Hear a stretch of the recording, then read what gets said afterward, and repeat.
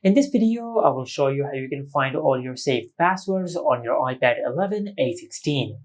Now to do that, first of all, just go to Settings, then tap on your Apple ID over here.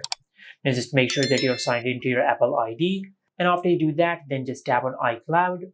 Now over here, just tap on Save to iCloud.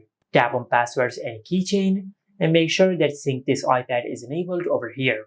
After you do that, you will sync all the passwords which are saved in your iCloud down to your iPad. Now to find all your saved passwords, now just go to your home screen and open the app library. Now in the search bar, just search this. Now just tap on the Passwords app.